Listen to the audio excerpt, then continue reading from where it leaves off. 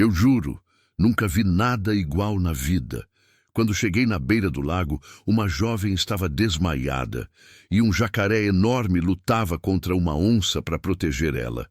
Ali, naquele instante, eu entendi. Se eu não agisse, ela ia morrer. Se esse vídeo apareceu para você, é porque essa história vai te emocionar e arrepiar. Então já se inscreve no canal, se você gosta desse tipo de história, e comenta aí de qual cidade você está assistindo.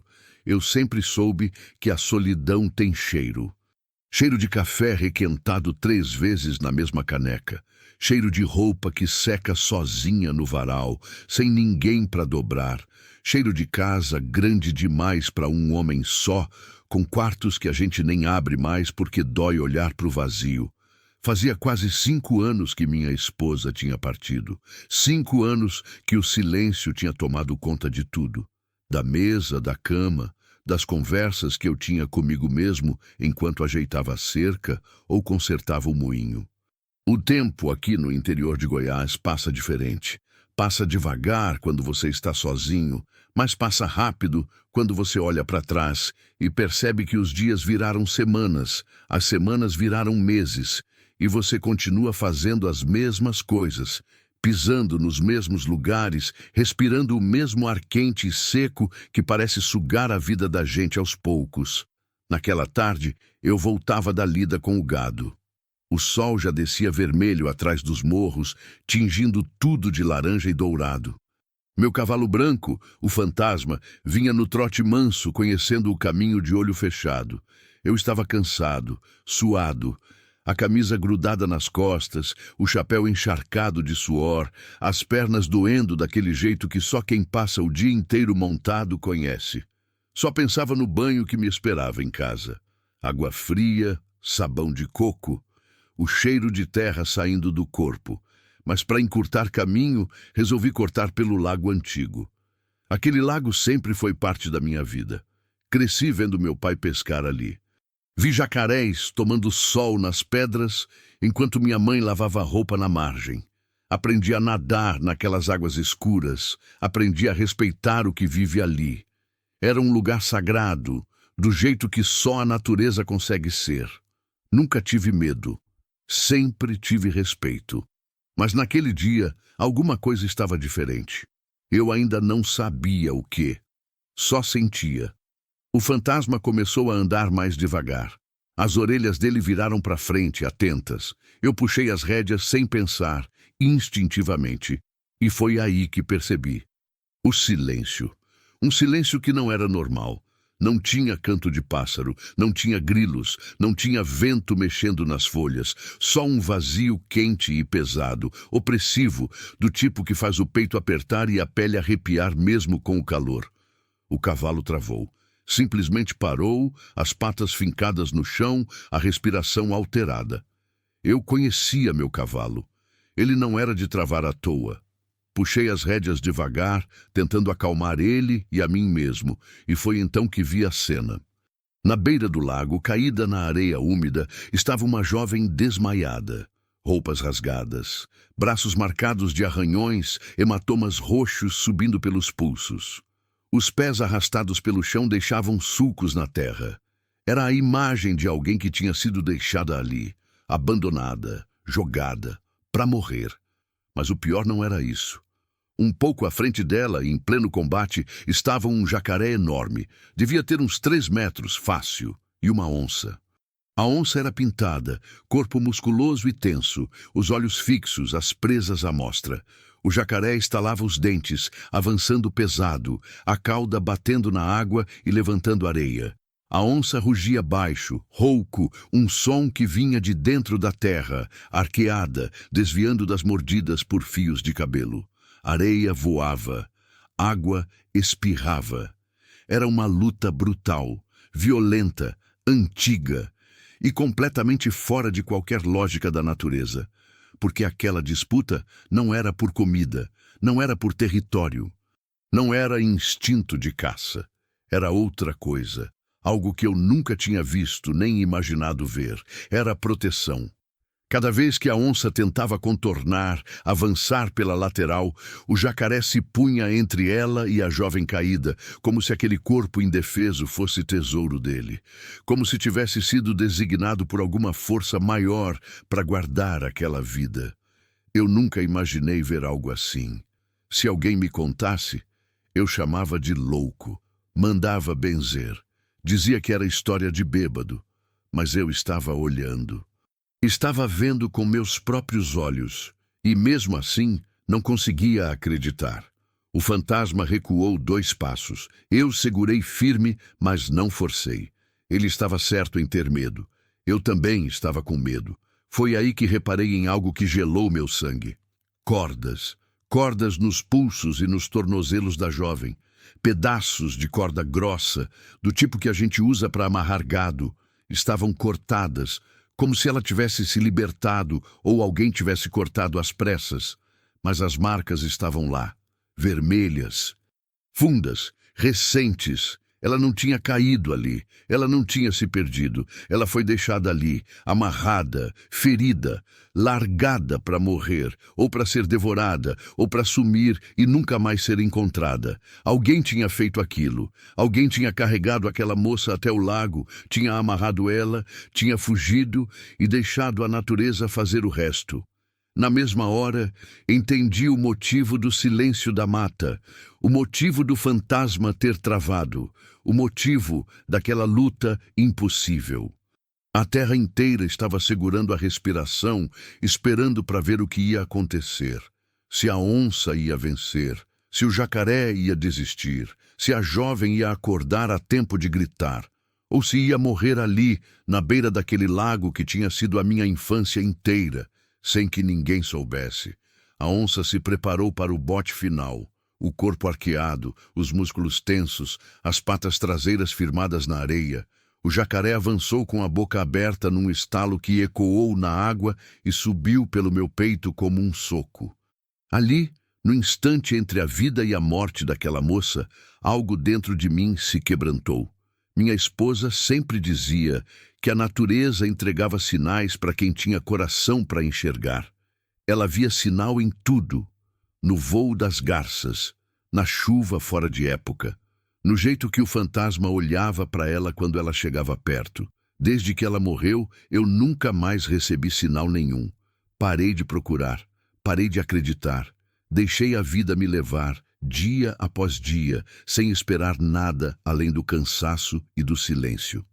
Até aquele momento, quando vi aquela jovem caída, percebi que ela tinha a mesma idade que minha esposa teria quando nos conhecemos. 19, 20 anos, talvez. Magra demais, cabelo escuro colado no rosto suado, a pele pálida, quase cinza. Alguma coisa veio lá do fundo, um lugar dentro de mim que eu só lembrava no silêncio da madrugada, quando o peso da ausência apertava demais e eu precisava sair para a varanda para respirar. Eu não podia perder mais ninguém. Não podia virar as costas. Não podia fingir que não vi, que não era comigo, que a vida dela não valia nada. Eu era a última chance dela. Segurei firme nas rédeas, senti o fantasma estremecer embaixo de mim e soube que se eu demorasse um segundo, só um segundo, ela morreria ali. Mas antes que eu pudesse agir, percebi outro detalhe que mudou tudo. No mato, mais atrás, havia pegadas frescas de botas e marcas de arrasto no chão. Sulcos fundos na terra, como se alguém tivesse puxado um corpo pesado. A trilha seguia até o lago e voltava correndo, as passadas largas, apressadas. Ela não só foi deixada ali, ela foi arrastada até o lago. E pelas marcas, alguém fugiu correndo de volta pela trilha. O agressor podia estar perto, podia estar escondido no mato, observando, esperando para ver se ela morria, ou esperando para terminar o serviço, caso alguém aparecesse. A onça atacou de novo, um salto lateral rápido, mas o jacaré respondeu com um golpe de cauda que fez a água espirrar e a areia voar. A jovem nem se movia. O peito dela subia e descia devagar, fraco demais. E pela palidez, pelas marcas no pescoço, percebi que não tinha muito tempo. Minutos, talvez, não horas. Meu coração batia tão forte que o som parecia tambores dentro do peito. O ar ficou quente, denso, difícil de puxar. Uma certeza me tomou por inteiro, do tipo que não precisa de razão nem de lógica. Do tipo que vem do fundo da alma e não deixa você em paz até que seja feita. Aquela moça não entrou na minha vida por acaso. E eu ia tirá-la dali custasse o que custasse. Eu puxei o fantasma para o lado, firme mas devagar, e levei a mão até o facão preso na cintura. A lâmina estava afiada. Eu tinha afiado ela de manhã antes de sair. Respirei fundo, sentindo o peso do cabo na palma da mão, e me preparei, porque sabia que do momento em que eu avançasse, não teria volta. Enquanto olhava aquela cena impossível, o jacaré lutando por ela, a onça prestes a atacar de novo, o agressor talvez escondido na mata, uma frase me atravessou por dentro, clara como água. Isso aqui vai mudar a minha vida para sempre. E eu nem imaginava o quanto. Tem coisas que a gente não esquece, não importa quanto tempo passe. Ficam grudadas na memória como cicatriz funda, daquelas que doem quando o tempo muda. O cheiro de sangue misturado com terra molhada é uma dessas coisas. O som de um animal enfurecido é outra, mas o que realmente marca, o que realmente queima na alma, é o momento exato em que você decide que vai arriscar tudo, sua vida, seu corpo, sua paz, por alguém que você nem conhece. Eu tinha o facão na mão. O fantasma bufava baixo, nervoso, as patas dançando no lugar. A onça e o jacaré continuavam o combate numa dança mortal que parecia não ter fim. E a jovem ali, caída, cada segundo mais perto da morte. Eu precisava agir. Mas como? Como entrar no meio daquela guerra sem virar alvo dos dois? Como tirar ela dali sem que a onça me saltasse no pescoço ou o jacaré me pegasse pela perna? Minha esposa costumava dizer que coragem não é não ter medo. Coragem é ter medo e fazer mesmo assim. Ela dizia isso quando eu ficava com receio de alguma coisa, de comprar mais terra, de investir no gado novo, de sonhar grande demais. Ela segurava minha mão e falava baixinho, com aquele jeito dela que acalmava qualquer tempestade. Você é mais forte do que imagina. Sempre foi. Eu não me sentia forte naquele momento. Me sentia pequeno, insignificante, um homem sozinho com um facão na mão diante de forças que eu não compreendia. Mas a voz dela ecoou dentro de mim, como se estivesse ali, do meu lado, montada na garupa do fantasma, como fazia antigamente quando íamos passear pelo pasto no fim de tarde. Respirei fundo, uma vez, duas, três, e tomei minha decisão. Eu ia gritar. Parece loucura, eu sei. Gritar no meio daquela tensão toda, chamar atenção para mim, quebrar o silêncio que mantinha tudo num equilíbrio frágil, mas era o único jeito. Eu precisava assustar a onça, distrair ela o suficiente para o jacaré recuar, e então teria uma janela, pequena, brevíssima, para pegar a moça e sair dali. Enchi o peito de ar quente, senti o gosto de poeira na garganta e soltei um grito que veio lá de dentro. Um berro rouco, selvagem, que rasgou o silêncio como um raio rasgando o céu. O fantasma estremeceu embaixo de mim, mas não fugiu. Bom cavalo. Cavalo de guerra. Cavalo que confiava em mim mesmo quando eu não confiava em mim mesmo. A onça virou a cabeça na minha direção. Os olhos amarelos fixos em mim. Por um instante, um segundo eterno. Ela avaliou. Eu era ameaça? Eu era presa? Eu era digno de atenção ou podia ser ignorado? O jacaré aproveitou a distração e avançou, as mandíbulas estalando no ar onde a onça estava um momento antes. Ela desviou com um salto lateral, ágil, mas agora estava dividida. Olhava para mim, olhava para o jacaré, olhava para a jovem. Eu precisava pressionar mais. Bati com o facão no estribo, fazendo barulho de metal. Gritei de novo. Mais alto, mais agressivo. O fantasma deu 2 passos à frente. Corajoso, fiel. Eu não merecia aquele cavalo. Não merecia a lealdade dele, a coragem dele, mas ali estava ele, avançando comigo para o perigo, confiando que eu sabia o que estava fazendo. Eu não sabia. A onça rosnou, um som baixo, gutural, que fez meu estômago revirar. Ela arqueou o corpo, pronta para saltar, mas não em direção à jovem, em direção a mim.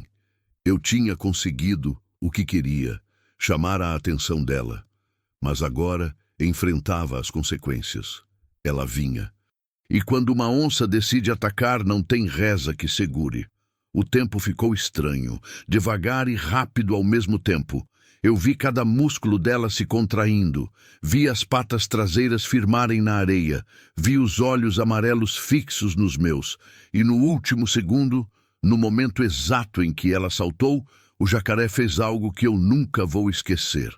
Ele rugiu. Não era o estalo normal das mandíbulas. Não era o som que jacaré faz quando está caçando. Era um rugido profundo, primitivo, que veio das profundezas do lago, das profundezas do tempo, como se todos os jacarés que já viveram naquela água estivessem gritando junto. O som era tão forte, tão grave, que eu senti no peito. O fantasma quase empinou, e a onça, no meio do ar, hesitou. Foi só um momento. Uma fração de segundo, mas foi o suficiente. Ela aterrissou de lado, fora de equilíbrio, e o jacaré avançou com uma velocidade que eu não sabia que aqueles bichos eram capazes. A cauda dele chicoteou e acertou a onça no flanco, jogando ela para longe. Ela rolou na areia, se recuperou rápido, mas agora estava diferente. Estava recuando, avaliando. A presa não valia a luta, não valia o risco. Ela olhou para mim mais uma vez, depois para o jacaré, depois para a jovem. E então, num movimento fluido e silencioso, desapareceu no mato. Como fumaça. Como se nunca tivesse estado ali. O alívio que tomou conta de mim foi tão grande que quase caí do cavalo. Mas não podia relaxar. Ainda tinha o jacaré. E agora, sem a onça para lutar, toda a atenção dele estava voltada para mim. E para a jovem. Ele se virou lentamente. Aqueles olhos antigos, frios, me estudando, a boca entreaberta, mostrando fileiras de dentes que podiam arrancar um braço com uma mordida. Ele estava entre mim e ela, guardando, protegendo. Mas de quem? Da onça que tinha ido embora? Ou de mim? Eu não sabia se ele ia me deixar chegar perto. Desci do fantasma devagar, sem movimentos bruscos. Mantive o facão na mão, mas abaixei o braço, mostrando que não era ameaça. Meu coração batia tão forte que eu ouvia o sangue pulsando nos ouvidos. Dei um passo, depois outro. A areia quente afundava sob minhas botas. O sol vermelho batia de lado, esticando minha sombra até a beirada da água. O jacaré não se mexeu, apenas me observava. Eu falei. Não sei por que falei. Talvez porque o silêncio estava pesado demais. Talvez porque precisava ouvir minha própria voz, para ter certeza de que ainda estava vivo, de que aquilo tudo era real. Eu vim ajudar ela, não vim fazer mal. Você sabe disso, não sabe? Minha voz saiu rouca, baixa. O jacaré inclinou a cabeça de leve, como se estivesse escutando. Ridículo, eu sei. Jacaré não entende palavra. Mas alguma coisa naquele momento era maior do que lógica. Era intuição. Era instinto. Era o tipo de conversa que acontece sem palavras, através de algo mais antigo do que linguagem. Dei mais um passo. Agora eu estava a 3 metros dela. Podia ver o rosto dela melhor. Era jovem mesmo, talvez mais nova do que eu tinha pensado. 18, 19 anos. Tinha um corte fundo na testa, sangue seco descendo pela têmpora, os lábios rachados, as roupas, uma camiseta branca rasgada e uma calça jeans suja de terra, coladas no corpo magro, e aquelas marcas nos pulsos. Aquelas malditas marcas de corda que contavam uma história que eu não queria imaginar. Quem tinha feito aquilo? Por quê? O que tinha acontecido antes dela ser deixada ali? O jacaré deu um passo na minha direção. Meu corpo inteiro congelou. Ele era enorme de perto, 3 metros fácil, talvez mais. A pele grossa, cheia de cicatrizes, contando histórias de batalhas antigas. Ele abriu a boca devagar, mostrando cada dente, e ficou assim, parado, me encarando.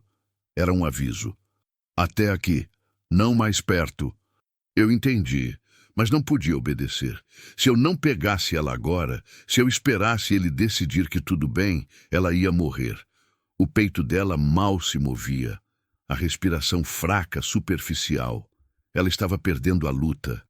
Por favor, eu disse, e minha voz falhou. Por favor, deixa eu ajudar ela. Você fez sua parte, você lutou por ela, você é valente, é forte, é santo, sei lá. Mas agora eu preciso levar ela, preciso cuidar dela, preciso salvar ela. Lágrimas ardiam nos meus olhos. Eu não chorava fazia anos, desde o enterro da minha esposa, mas ali, naquela areia quente, diante daquele jacaré impossível e daquela jovem morrendo, as lágrimas vieram.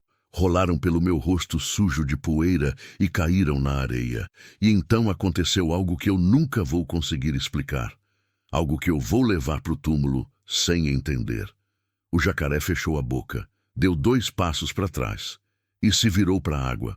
Só isso. Não atacou, não avançou. Apenas se virou e começou a caminhar de volta para o lago, lento, pesado, como se o trabalho dele tivesse acabado, como se tivesse passado o bastão para mim, como se soubesse que eu ia cuidar dela. Eu não esperei para ver se ele ia mudar de ideia. Corri os últimos passos, caí de joelhos na areia ao lado dela e toquei o pescoço dela procurando o pulso. Estava lá. Fraco, irregular, mas estava. Você vai ficar bem, eu disse, sabendo que ela não podia me ouvir. Eu prometo, você vai ficar bem. Cortei as cordas que ainda estavam amarradas nos tornozelos dela. A pele embaixo estava em carne viva, ferida, inflamada. Alguém tinha amarrado ela com força, com raiva, sem se importar com a dor. Peguei ela no colo, cuidadoso com a cabeça, e quase caí para trás. Ela não pesava nada. Era pele e osso. Quando tinha sido a última vez que ela tinha comido? Carreguei ela até o fantasma. Ele estava onde eu tinha deixado, firme, esperando. Bom cavalo. Subi com ela, ajeitei ela na frente. Segurei firme com um braço enquanto pegava as rédeas com o outro. Ela gemeu baixinho, um som fraco, mas era um som. Era vida. Era esperança. Olhei para trás uma última vez. O jacaré estava na beirada da água, metade do corpo já submerso, me observando. Nossos olhos se encontraram. E eu juro por tudo que é sagrado que ele acenou com a cabeça. Uma vez. Devagar. Ou talvez fosse só minha imaginação. Talvez o cansaço, o medo, a adrenalina estivessem me fazendo ver coisas. Mas eu acredito que foi real. Acredito que naquele momento, homem e animal se entenderam de um jeito que vai além de qualquer ciência. Virei o fantasma e segui a trilha de volta para a fazenda. O sol já estava quase no horizonte. As sombras ficavam longas. O calor começava a dar lugar ao ar fresco da noite. E no meu colo, uma vida que eu ainda não conhecia, mas que já tinha mudado a minha para sempre. Eu não sabia o nome dela. Não sabia de onde ela vinha. Não sabia quem tinha feito aquilo com ela, mas sabia uma coisa: enquanto ela estivesse sob meu teto, ninguém ia machucá-la de novo. Ninguém. A estrada de volta para casa nunca tinha parecido tão longa. Cada metro era uma eternidade. Cada buraco no caminho, cada pedra, cada desnível fazia ela gemer baixinho no meu colo. E cada gemido era uma facada no meu peito. O fantasma ia no passo mais suave que conseguia, como se entendesse que carregava algo frágil, algo precioso, algo que podia se quebrar a qualquer momento. O céu tinha virado aquele tom de violeta que antecede a noite. As primeiras estrelas começavam a aparecer, tímidas, piscando entre as nuvens finas que se esticavam no horizonte. O ar esfriava rápido, como sempre esfria no cerrado quando o sol se vai. Eu sentia ela tremendo contra mim. o corpo magro sacudindo de frio ou de febre, eu não sabia. Tirei minha camisa de manga comprida, ficando só com a camiseta por baixo, e cobri ela como pude. Não era muito, mas era o que eu tinha. A respiração dela continuava fraca, superficial demais. E agora, com ela tão perto, eu podia ver melhor os ferimentos. Não eram só os pulsos e os tornozelos. Tinha arranhões nos braços, hematomas no pescoço, um corte feio na sobrancelha, que ainda sangrava devagar.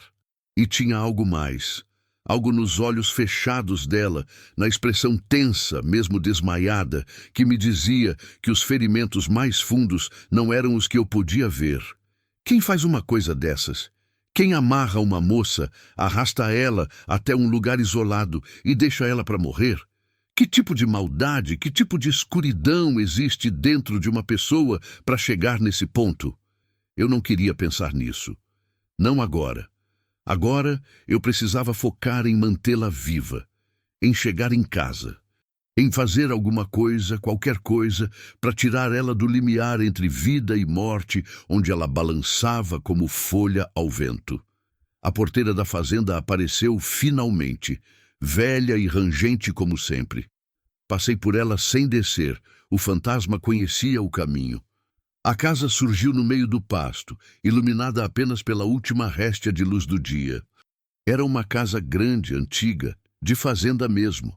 Varanda larga na frente, telhado de barro, paredes grossas de adobe que mantinham o frescor no calor e o calor no frio. Tinha sido cheia de vida uma vez, cheia de risadas, de conversas, de cheiro de comida no fogão a lenha e roupa secando no varal. Agora era só silêncio e poeira. Parei o fantasma na frente da varanda. Desci com cuidado, segurando ela firme, e pela primeira vez em 5 anos, subi aqueles 3 degraus de madeira, carregando outra pessoa no colo. A última vez tinha sido minha esposa, quando ela já não conseguia mais andar sozinha, nos últimos dias antes de partir. Eu tinha carregado ela até o quarto, tinha deitado ela na cama, tinha segurado a mão dela até o fim. Afastei a lembrança. Não era hora para isso. Empurrei a porta com o ombro. Ela abriu com um rangido que ecoou pela casa vazia. O cheiro de mofo e solidão me atingiu como sempre, mas dessa vez era diferente. Dessa vez tinha alguém comigo. Alguém que precisava de mim.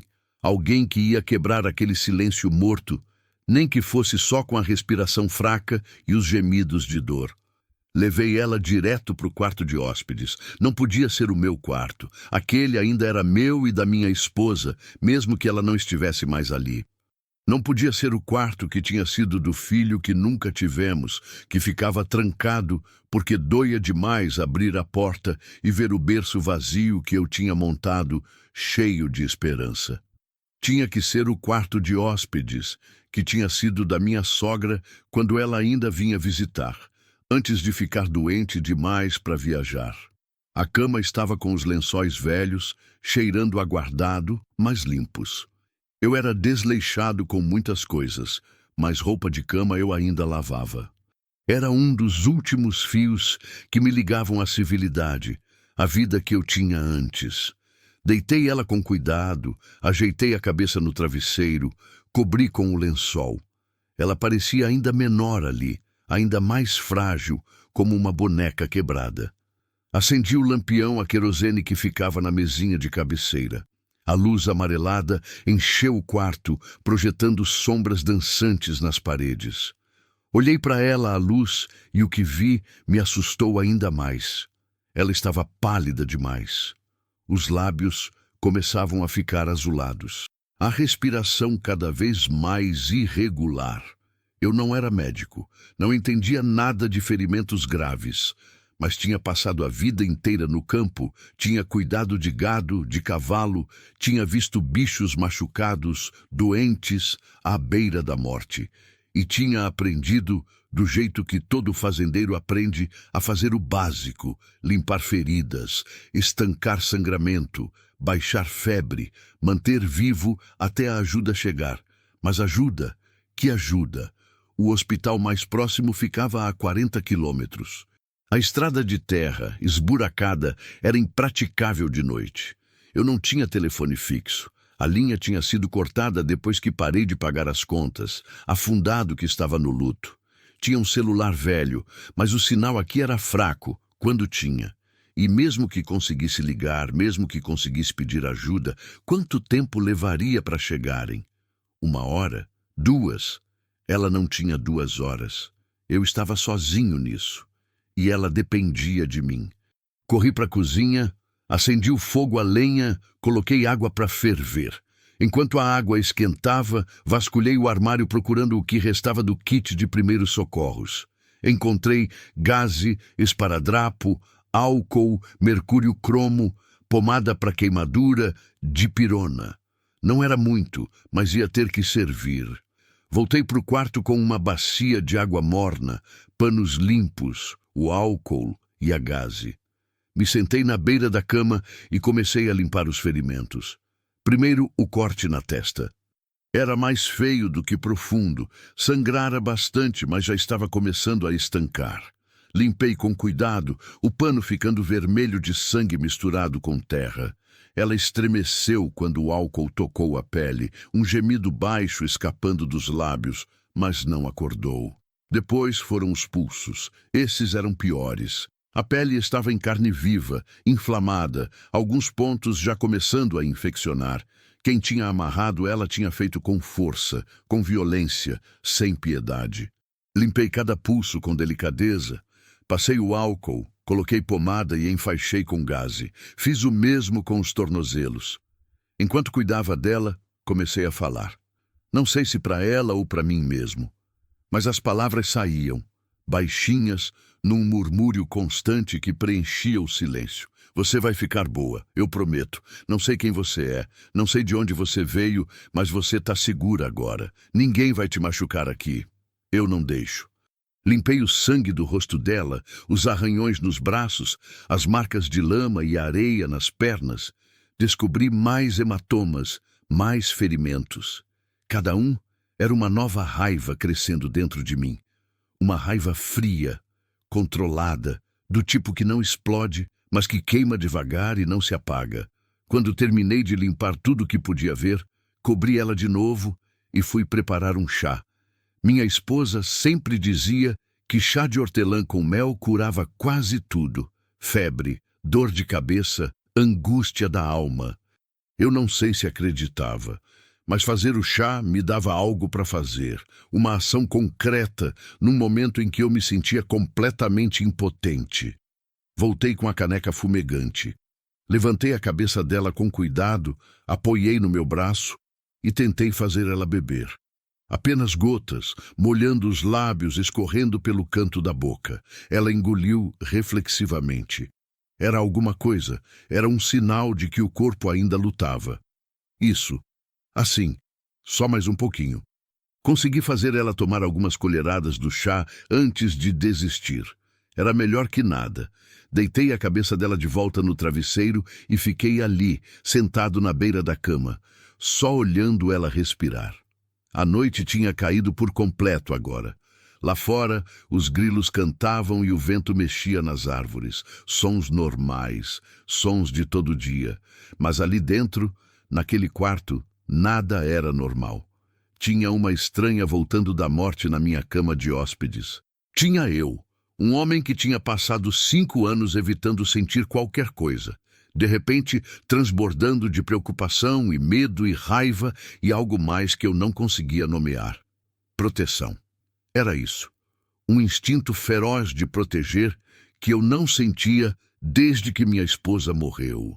Desde que falhei em proteger ela da doença que a levou devagar, dia após dia, enquanto eu assistia sem poder fazer nada. Mas dessa aqui eu não ia falhar. Dessa eu ia cuidar. Custasse o que custasse. Me levantei e fui até a janela. A lua tinha nascido quase cheia, banhando o pasto de uma luz prateada e fria.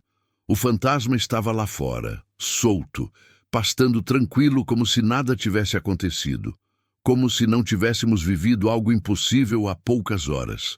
Eu ainda podia ver na memória o jacaré, a onça, a luta, o rugido que veio das profundezas, o momento em que o jacaré se virou e deixou eu pegar ela.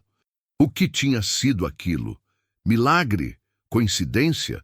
Loucura? Minha esposa acreditava em sinais, em milagres, em Deus agindo de formas misteriosas. Eu tinha deixado de acreditar quando ela morreu. Que Deus levaria alguém tão bom, tão puro, tão cheio de amor e vida? Que justiça havia nisso? Que propósito? Mas agora, olhando para a lua e pensando no que tinha visto, eu me perguntava, será que ela tinha razão? Será que existem forças maiores que a gente, trabalhando de jeitos que a gente não entende?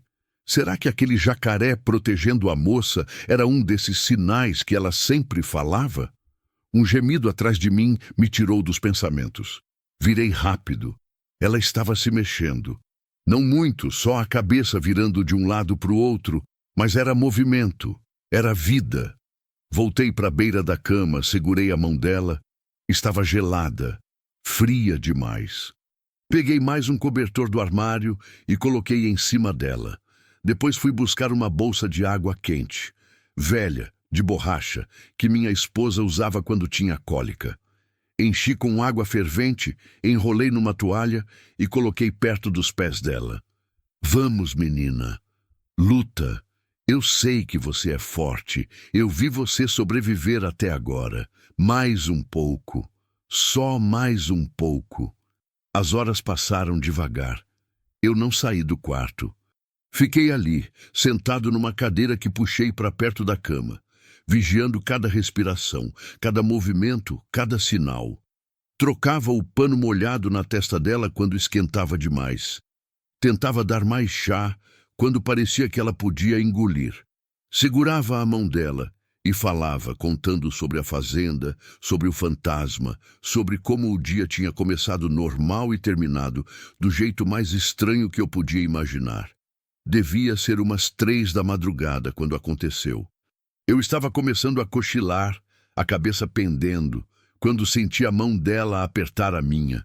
Foi fraco, quase imperceptível, mas foi real. Meus olhos se abriram imediatamente. Olhei para ela. As pálpebras tremiam. Estavam tentando abrir. Calma. Você está segura. Tá tudo bem. Os olhos dela se abriram devagar, com esforço. Eram castanhos, quase pretos à luz do lampião. Confusos, assustados, procurando, tentando entender onde estava, o que tinha acontecido, quem era eu. Ela tentou falar. A boca se abriu, mas só saiu um som rouco, dolorido. A garganta devia estar seca demais, machucada demais. Não fala, não precisa falar agora. Você está na minha casa, minha fazenda. Você estava machucada. Eu te trouxe para cuidar de você. Os olhos dela encheram de lágrimas. Uma rolou pelo canto, descendo pela têmpora até o travesseiro. Ela apertou minha mão mais forte, e naquele aperto havia tanto medo, alívio, gratidão, desespero. Como você se chama? Perguntei baixinho. Ela abriu a boca de novo. Tentou, falhou, tentou outra vez. E finalmente, num sussurro quase inaudível, disse: Ana, Ana, repeti, e o nome parecia certo. Parecia que sempre tinha sido o nome dela. Prazer em te conhecer, Ana. Eu sou João, e você vai ficar bem, eu prometo. Ela fechou os olhos de novo, exausta, mas continuou segurando minha mão. E eu continuei ali, segurando de volta, enquanto a noite seguia seu curso lento e a casa, pela primeira vez em 5 anos, voltava a ter uma alma viva além da minha. A manhã chegou devagar, como sempre chega no interior. Primeiro veio a claridade fraca, cinza, que foi tingindo o céu de rosa e laranja. Depois vieram os pássaros, o canto deles quebrando o silêncio da madrugada. E por fim, veio o calor, subindo rápido, prometendo mais um dia de sol escaldante como todos os outros. Eu não tinha dormido, nem um minuto. Passei a noite inteira sentado naquela cadeira, vigiando Ana, trocando o pano na testa dela quando a febre subia, dando água quando ela acordava o suficiente para engolir. 3 vezes durante a noite ela abriu os olhos, confusa, assustada, e 3 vezes eu precisei acalmá-la, dizer que estava tudo bem, que ela estava segura. Ela não falou mais nada além daquele Ana que tinha me dado. Não tinha força. Mal conseguia manter os olhos abertos por mais de alguns segundos. Mas ela estava viva, e enquanto tivesse vida, tinha esperança. Quando a luz do dia entrou pela janela, levantei da cadeira com o corpo todo doendo. Minhas costas reclamavam, os joelhos estavam travados, o pescoço duro. Eu não era mais jovem. 52 anos pesam, principalmente quando você passa a noite acordado numa cadeira dura cuidando de alguém. Mas a dor física era nada comparada ao peso que eu sentia no peito. Um peso feito de perguntas sem resposta. Quem era ela realmente? De onde tinha vindo? O que tinha acontecido antes de ser deixada naquele lago? E, principalmente, quem tinha feito aquilo com ela? Fui até a cozinha preparar café. O ritual matinal era uma das poucas coisas que me mantinham são nesses anos todos. Moer o café na mão, sentir o cheiro forte enchendo a cozinha, esperar a água ferver no bule velho e preto de tanto uso. Era reconfortante. Era familiar. Era uma âncora num mundo que tinha virado de cabeça para baixo nas últimas 12 horas. Enquanto o café passava, fui até a varanda. O fantasma estava perto da casa, como se tivesse passado a noite de vigília também. Ele levantou a cabeça quando me viu, relinchando baixo. Desci os degraus e fui até ele. Passei a mão pelo pescoço, senti o pelo quente sob minha palma. Bom garoto, cavalo valente. Você salvou ela comigo, sabia? Sem você, eu não teria conseguido. Ele bufou e encostou a cabeça no meu ombro. Gesto de afeto, gesto de companheirismo. Aquele cavalo era mais que um animal para mim.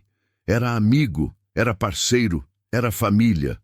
Tinha sido presente da minha esposa 3 anos antes dela morrer. Todo fazendeiro precisa de um cavalo que confie nele. Ela tinha dito, sorrindo daquele jeito dela que iluminava o dia mais nublado. E você precisa de alguém que não te deixe sozinho quando eu partir. Como se ela já soubesse. Como se já estivesse se preparando para ir embora e quisesse ter certeza de que eu teria companhia. Voltei para a cozinha, servi uma caneca grande de café preto e amargo do jeito que eu gostava e fiquei ali parado, olhando pela janela, pensando. Eu precisava tomar decisões, decisões importantes, porque a situação não era simples. Não era só uma moça machucada que precisava de cuidados. Era uma moça que tinha sido vítima de violência, que tinha sido amarrada e deixada para morrer. O que significava que tinha alguém por aí que tinha feito isso. E esse alguém poderia voltar. Poderia estar procurando ela. Poderia descobrir que ela não morreu. Eu devia chamar a polícia? Era o certo a fazer, eu sabia. Mas a delegacia mais próxima ficava na cidade, a 40 quilômetros. E eu conhecia o delegado, seu Raimundo, um homem bom, mas cansado, com poucos recursos e muito território para cobrir. Quantos casos de moças desaparecidas ele tinha? Quantos crimes nunca resolvidos, engavetados por falta de provas, de testemunhas, de tempo? E se eu chamasse a polícia, eles viriam, fariam perguntas, levariam ela. E então, ela iria para onde? Para o hospital? Para um abrigo? De volta para a casa dela, se é que tinha uma casa, se é que tinha alguém esperando por ela? Ou pior, e se quem tinha feito aquilo com ela era alguém próximo? Alguém da família, do trabalho?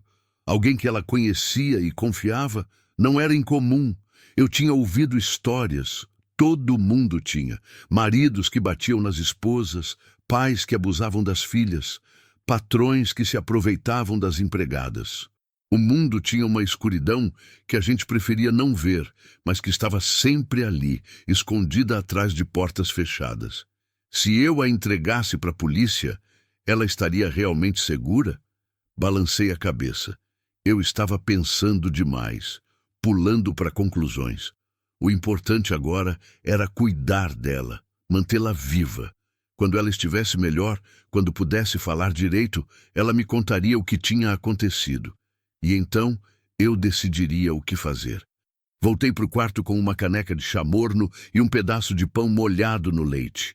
Comida de bebê, basicamente, mas era o que eu podia tentar dar para ela. Ela precisava de nutrição, de força, se quisesse se recuperar. Ana estava acordada, os olhos abertos, fixos no teto, mas com mais foco do que durante a noite.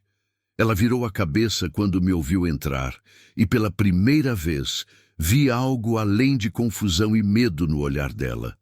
Vi consciência. Ela estava presente, estava processando. "Bom dia", eu disse, tentando soar calmo, tranquilo, como se fosse a coisa mais normal do mundo ter uma estranha machucada na minha cama de hóspedes. "Trouxe chá e um pouco de pão. Você precisa comer alguma coisa." Ela tentou se sentar, mas gemeu de dor e desistiu. Eu me aproximei, coloquei a caneca e o prato na mesinha de cabeceira e ajudei ela a levantar um pouco, ajeitando os travesseiros para apoiar as costas. "Devagar.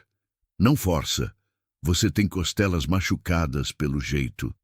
Ela olhou para mim, realmente me vendo agora, estudando meu rosto, tentando decidir se podia confiar, se estava segura, se eu era ameaça ou salvação. Eu deixei ela olhar. Não desviei os olhos. Queria que ela visse que eu não tinha nada a esconder, que minhas intenções eram boas. Finalmente ela falou. A voz ainda era fraca, rouca, mas mais forte que na noite passada. Onde eu tô?" "Na minha fazenda, cerca de 20 quilômetros do lago onde eu te encontrei." "Você lembra do lago?" Os olhos dela se arregalaram. O corpo inteiro ficou tenso. A respiração acelerou. Ela lembrava, e a lembrança trazia pânico. "Calma, calma. Você está segura. Ninguém sabe que você está aqui. Ninguém te achou além de mim." Como você me encontrou?" Eu puxei a cadeira e sentei, querendo ficar no nível dela, não parecer ameaçador. Eu estava voltando da lida com o gado. Cortei caminho pelo lago e hesitei, porque como explicar o que eu tinha visto sem soar completamente louco? E eu te vi na beira da água, desmaiada, machucada, e tinha um jacaré te protegendo e uma onça tentando te atacar. Ela me olhou como se eu tivesse falado em outra língua, como se as palavras não fizessem sentido. Um jacaré me protegendo? Eu sei como soa, eu sei. Mas foi o que aconteceu. Ele estava lutando com a onça, e quando eu cheguei perto, quando eu pedi para ele me deixar te pegar, ele me deixou. Só virou e voltou para a água. Lágrimas começaram a escorrer pelo rosto dela, silenciosas. Ela não soluçava, não fazia barulho. Apenas chorava, como se toda a tensão, todo o horror, todo o medo estivessem saindo através daquelas lágrimas. "Eu achei que ia morrer", ela sussurrou. "Eu tinha certeza que ia morrer ali. Eu não sabia o que dizer. Não tinha palavras que pudessem confortar alguém que tinha passado por algo assim. Então apenas fiquei ali, em silêncio, deixando ela chorar, deixando ela sentir o que precisava sentir. Depois de um tempo, ela se acalmou. Enxugou os olhos com as costas da mão enfaixada. Fez uma careta de dor, mas não reclamou. "Quem fez isso com você?" Perguntei baixinho, com cuidado, sabendo que estava pisando em terreno perigoso. "Se você quiser falar, eu escuto. Se não quiser, tudo bem também." Ela ficou quieta por tanto tempo que achei que não ia responder. Mas então, com a voz trêmula, começou a falar. "Meu ex-namorado, Felipe, a gente terminou faz 3 meses. Ele não aceitou. Ficava me ligando, me mandando mensagem, aparecendo no meu trabalho. Eu consegui uma ordem de restrição, mas..." Ela riu, um som amargo, sem alegria. "Papel não impede ninguém de nada, né?" Continuei em silêncio, deixando ela falar no tempo dela. "Ontem, ou era anteontem, eu não sei mais. Eu estava voltando do mercado. Já era noite. Ele me pegou na rua, me puxou para dentro do carro dele. Eu tentei gritar, mas ele me bateu. Eu lembro da cabeça batendo no vidro, da vista ficando turva. Ele dirigiu para longe da cidade, cada vez mais longe. Eu tentei pular do carro, mas ele tinha travado as portas. Ela parou, a respiração pesada, revivendo aquilo tudo. Quando ele parou, a gente estava no meio do nada, só mato e estrada de terra. Ele me arrastou para fora do carro, me amarrou. Disse que se ele não podia me ter, ninguém ia ter. Disse que ia me ensinar uma lição. Me bateu, me chutou. Eu implorei, mas ele não parava. Minha mão apertava o braço da cadeira com tanta força que os nós dos dedos estavam brancos. A raiva crescia dentro de mim como fogo, consumindo tudo. Ele me arrastou até aquele lago, falou que os jacarés iam cuidar do corpo, que ninguém nunca ia me encontrar. Me deixou ali, amarrada, e foi embora. Eu tentei me soltar, mas as cordas eram grossas demais, apertadas demais. E então veio a escuridão. Eu desmaiei, e a próxima coisa que eu lembro é de acordar aqui, com você cuidando de mim. Ela me olhou nos olhos, e o que eu vi ali me partiu. Gratidão misturada com vergonha, como se de alguma forma fosse culpa dela, como se ela tivesse feito algo para merecer aquilo. Você salvou minha vida, ela disse, a voz quebrando. Eu não sei como te agradecer. Eu não tenho nada, não posso te pagar, mas eu... Para. Minha voz saiu mais dura do que pretendia. Respirei fundo. Suavizei. Você não me deve nada. Você não precisa me agradecer. Qualquer pessoa teria feito o mesmo. Não é verdade. Muita gente teria passado direto. Teria fingido que não viu. Teria achado que não era problema deles. Eu sabia que ela tinha razão, mas não queria pensar nisso. Esse Felipe, ele sabe onde você mora? Ela assentiu. Conhece seus pais? Seus amigos? Outro aceno. Então você não pode voltar para lá. Não agora. Não até a gente decidir o que fazer. A gente? Ela repetiu surpresa. Você acha que eu vou te deixar sair daqui sozinha, machucada, com um louco te procurando? Nem pensar. Você fica aqui até melhorar. Até a gente ter um plano. Até você estar forte o suficiente para decidir o que quer fazer. Mas eu não posso... Eu não quero te dar trabalho. Você nem me conhece. Eu te conheço o suficiente. Conheço o suficiente para saber que você não merecia o que aconteceu. E conheço o suficiente para saber que eu não vou conseguir dormir em paz se te mandar embora, sabendo que ele pode te pegar de novo. Ela começou a chorar outra vez, mas dessa vez era diferente. Era alívio. Era o choro de quem finalmente, depois de tanto tempo sozinha, encontrou alguém que se importava. Eu ofereci o chá para ela. Ela bebeu devagar, fazendo careta com o calor, mas forçando descer. Depois, tentou comer o pão. Conseguiu algumas garfadas antes de enjoar e ter que parar. Era progresso. Pequeno, mas era. Quando ela terminou, ajeitei ela de volta na cama, cobri com um lençol. Descansa agora. Seu corpo precisa de tempo para se curar. Eu vou estar aqui perto. Qualquer coisa é só chamar. João, ela disse quando eu já estava na porta. Sim. Por que você está fazendo isso? De verdade. Fiquei parado ali, a mão na maçaneta, procurando a resposta certa. A verdade. E quando encontrei, foi mais simples do que imaginava. Porque tem 5 anos que eu não sinto que minha vida tem propósito. 5 anos que eu acordo, trabalho, durmo e repito, sem sentido, sem direção, só existindo, não vivendo. E ontem, quando te vi ali, quando aquele jacaré te protegeu daquele jeito impossível, eu senti que talvez eu tivesse sido levado ali por um motivo. Que talvez salvar você fosse o que eu precisava para lembrar que ainda tem razão para eu estar aqui. Ela não disse nada. Apenas me olhou com aqueles olhos castanhos cheios de lágrimas e acenou com a cabeça como se entendesse. como se, de alguma forma, ela também estivesse buscando um propósito. E talvez tivesse encontrado na forma de um fazendeiro solitário e um jacaré impossível. Saí do quarto e fechei a porta devagar. Encostei nela por um momento, os olhos fechados, o coração pesado, mas também mais leve do que tinha estado em anos. Tinha alguém para cuidar de novo. Tinha um motivo para acordar amanhã. Tinha, depois de tanto tempo no escuro, uma pequena luz, e eu ia fazer tudo o que estivesse ao meu alcance para manter essa luz acesa. Os dias seguintes caíram numa rotina estranha, mas reconfortante. Eu acordava com o sol, como sempre, mas agora tinha um motivo além da obrigação.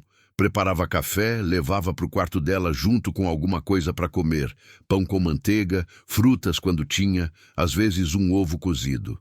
Ana melhorava devagar, mas melhorava. A cada dia ficava um pouco mais forte. Conseguia ficar sentada por mais tempo, comer um pouco mais. Eu cuidava dos afazeres da fazenda pela manhã. O gado precisava ser visto, o pasto verificado, cercas consertadas.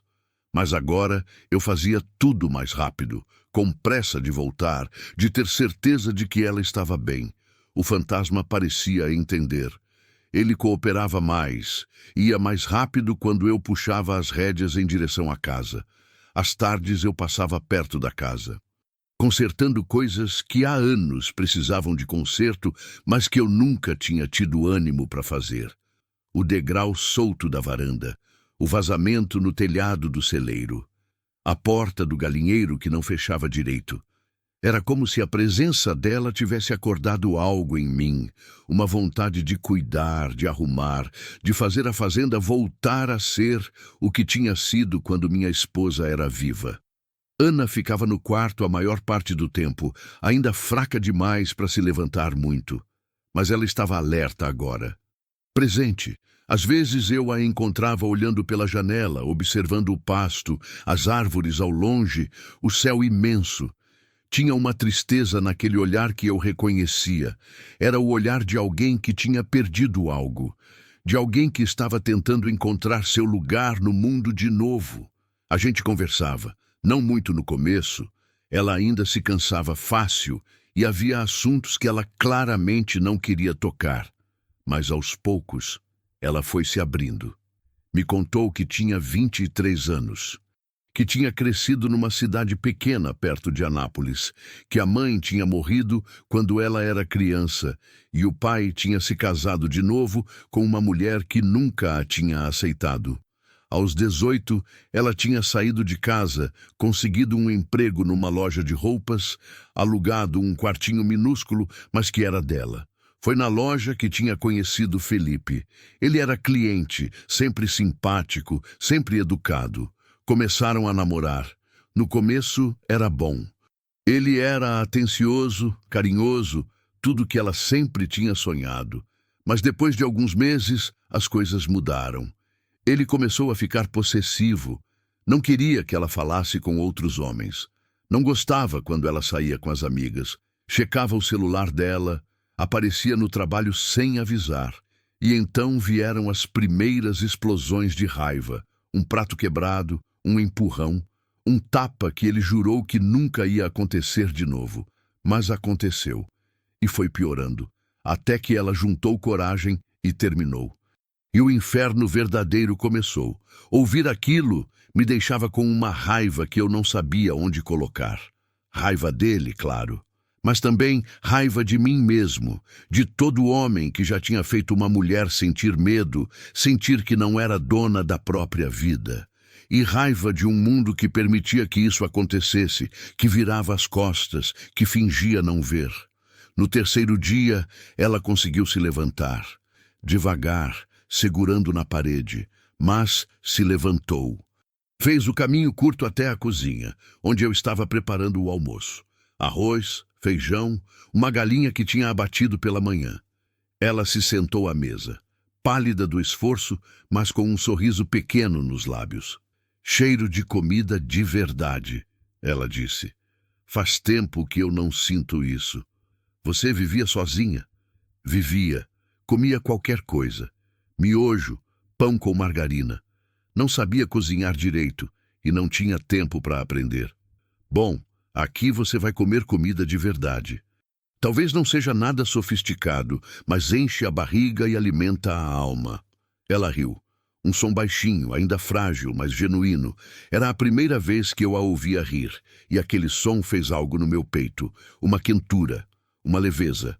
Comemos juntos naquele dia, e no dia seguinte, e no outro, e aos poucos a casa foi deixando de ser um túmulo silencioso e voltando a ser um lar.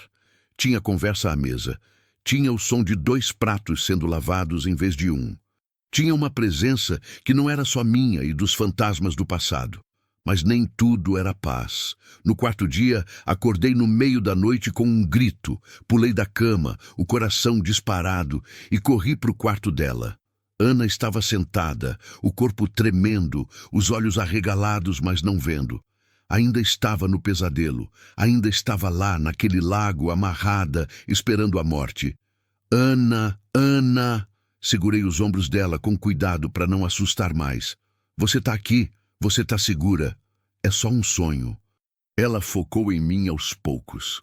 A respiração acelerada começou a se acalmar. E então ela se jogou para frente, me abraçando com força, o rosto enterrado no meu ombro, soluçando. Eu fiquei paralisado por um segundo, sem saber o que fazer. Fazia tanto tempo que alguém me abraçava. Tanto tempo que eu tinha contato humano, além de um aperto de mão ou um tapinha nas costas. Mas então meus braços se moveram sozinhos. Envolvi ela, segurei firme, deixei ela chorar. Senti as lágrimas molhando minha camisa. Senti o corpo pequeno dela tremendo contra o meu. E fiquei ali, segurando, sussurrando que estava tudo bem, que ela estava segura, que eu não ia deixar nada de ruim acontecer com ela. Não sei quanto tempo ficamos assim. Mas quando ela finalmente se acalmou, quando se afastou e enxugou os olhos, havia algo diferente entre nós. Uma conexão, uma confiança, algo que não estava ali antes. Desculpa, ela disse, a voz rouca. Eu não queria te acordar. Nunca peça desculpa por isso. Nunca. Você passou por algo terrível. É normal ter pesadelos. É normal ter medo. Eu sonhei que ele tinha me encontrado, que ele estava aqui na porta e você não conseguia me proteger. Ele não sabe que você está aqui, ninguém sabe. E mesmo que soubesse, ia ter que passar por cima de mim primeiro. Ela me olhou com aqueles olhos castanhos, úmidos de lágrimas, e pela primeira vez desde que a conheci, vi algo além de medo e tristeza. Vi esperança. Voltei para o meu quarto, mas não consegui dormir mais. Fiquei deitado, olhando para o teto, pensando nela, na situação, no que fazer, porque a verdade era que a gente não podia continuar assim para sempre. Ela não podia ficar escondida na minha fazenda pelo resto da vida. E Felipe continuava lá fora, livre, impune, procurando por ela ou não. Eu precisava fazer algo. Mas o quê? No dia seguinte, depois do café, peguei meu celular velho. O sinal era fraco, como sempre, mas tinha uma barrinha. Liguei para a cidade, para o mercadinho do seu Zé, onde tinha um telefone público que todo mundo usava para recados. Pedi para ele avisar o delegado Raimundo que eu precisava falar com ele. Urgente, mas discreto. Seu Raimundo apareceu no fim da tarde, dirigindo a viatura velha e empoeirada, que era o único carro da delegacia. Ele era um homem de uns 60 anos, barriga proeminente, bigode grisalho, mas olhos espertos que não perdiam nada. Conhecia ele desde menino. Tinha sido amigo do meu pai. Tomamos café na varanda enquanto eu contava em voz baixa o que tinha acontecido. Ele ouviu em silêncio, o rosto ficando cada vez mais sério. Filho, você está metido numa situação complicada, ele disse quando terminei. Esse Felipe, ele está procurando ela? Não sei, mas pelo que ela me contou, ele não é de desistir. E você não chamou a polícia antes porque eu tinha medo do que ia acontecer com ela se eu chamasse. Medo que vocês levassem ela e ela acabasse voltando para onde ele pudesse encontrar. Raimundo suspirou, Tirou o chapéu, passou a mão pelos cabelos ralos. Eu entendo. E você não está errado em ter medo. A gente não tem estrutura para proteger vítima. A gente nem tem abrigo direito. O máximo que eu posso fazer é registrar o boletim, emitir um mandado de prisão contra ele, se eu conseguir provar o que ele fez. Ela tem as marcas. As cordas deixaram cicatrizes. Tem os hematomas, os cortes. Não é prova suficiente? É a palavra dela contra a dele. Ele pode alegar que foi consensual, que vocês estavam inventando história, que ela fugiu por outro motivo. Advogado bom tira ele em 2 tempos. A raiva voltou, quente e pesada no meu peito. Então não tem nada que a gente possa fazer, ela só tem que viver com medo pro resto da vida. Eu não disse isso. Eu vou investigar. Vou procurar o carro dele, ver se acho evidências. Vou falar com testemunhas, ver se alguém viu alguma coisa. Mas vai levar tempo, João. E enquanto isso, o melhor é ela ficar aqui mesmo, escondida, segura. E se ele descobrir onde ela está? Raimundo me olhou nos olhos, sério. Você tem arma? Tenho uma espingarda, para espantar bicho quando ameaça o gado. Mantém ela por perto.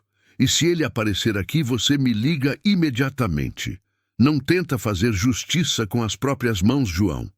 Eu sei que você é bom homem, mas isso pode te colocar na cadeia em vez dele. Eu sabia que ele tinha razão. Mas uma parte de mim, uma parte escura que eu não conhecia, pensava que se Felipe aparecesse aqui, se tentasse fazer mal a Ana de novo, eu não sei se ia conseguir me controlar. Raimundo foi embora prometendo voltar assim que tivesse novidades. Voltei para dentro e encontrei Ana na janela da sala, tendo visto tudo da conversa na varanda. Era a polícia? Ela perguntou, a voz pequenininha. Era, mas não se preocupa. Ele é amigo. Vai ajudar a gente. Ele vai me levar embora? Não. Não se você não quiser. Você fica aqui quanto tempo precisar. Ela assentiu, mas vi nos olhos dela que o medo tinha voltado. A presença do delegado, por mais amigável que fosse, tinha trazido de volta a realidade. Ela não estava de férias, não estava visitando, estava escondida, fugindo. E quem está fugindo nunca está completamente seguro. Naquela noite, jantamos em silêncio. A conversa fácil dos últimos dias tinha sumido, substituída por uma tensão que nenhum de nós sabia como quebrar. Depois da janta, ela foi para o quarto cedo. Eu fiquei na varanda fumando um cigarro. Vício que tinha voltado depois da morte da minha esposa e que nunca consegui largar de novo. O céu estava carregado. Nuvens pesadas, escuras, se acumulando no horizonte. Vinha tempestade. Eu podia sentir no ar, naquele jeito que quem vive no campo aprende a sentir. O vento tinha mudado. Vinha do norte, trazendo umidade. Até o fim da noite ia chover forte.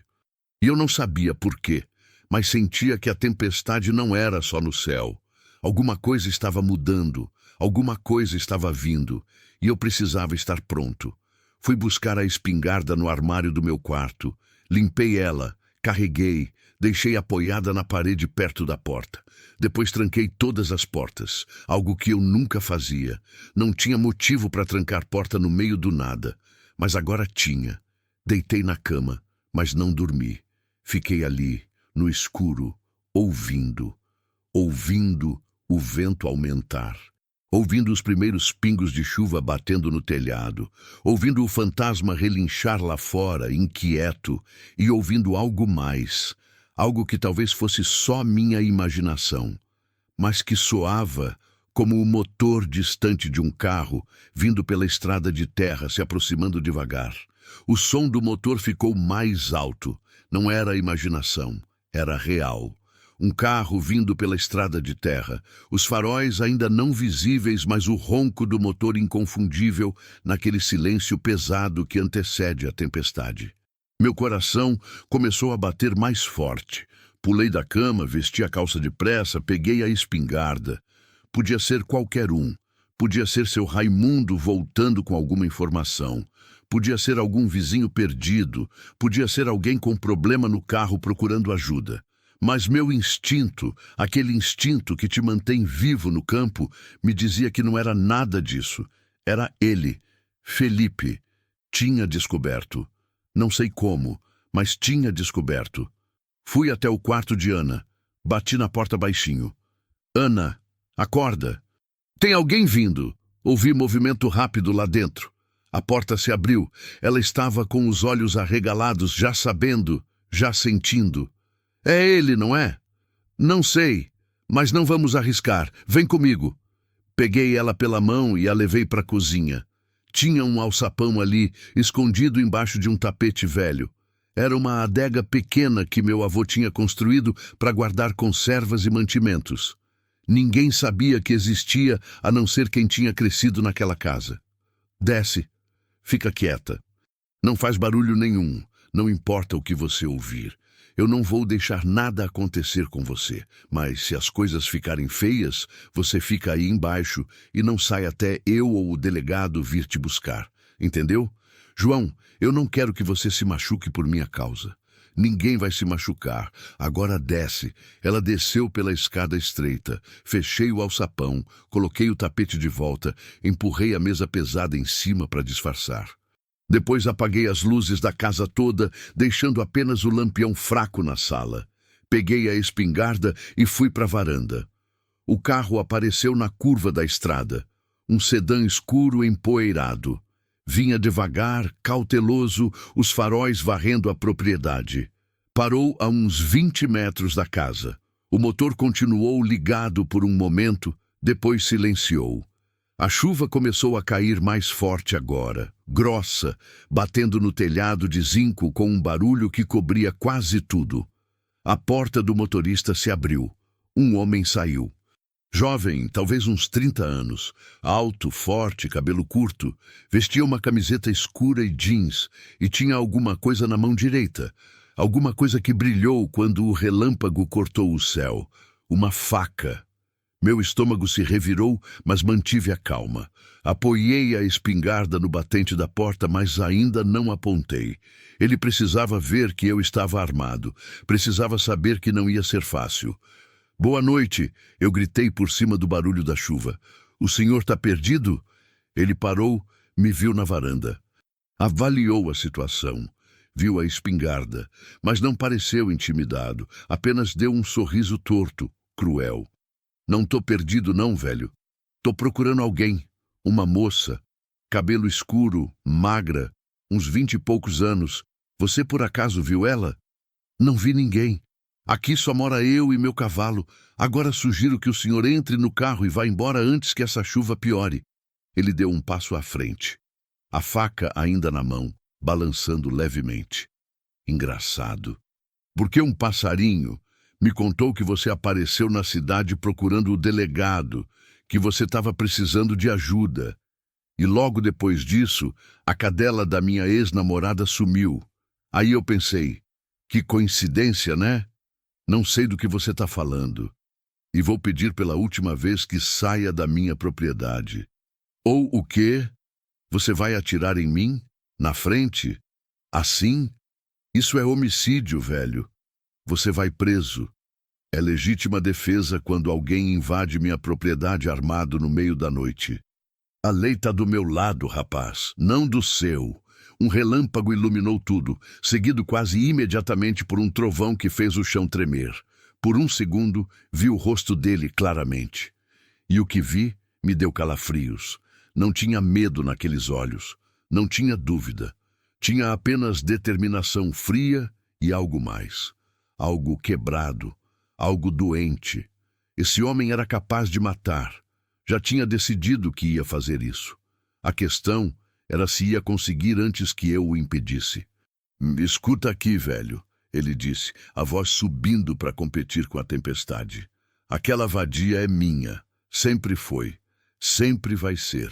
E se ela acha que pode fugir de mim, se ela acha que pode me humilhar daquele jeito e não sofrer as consequências, ela é ainda mais burra do que eu pensava. Então você tem duas opções.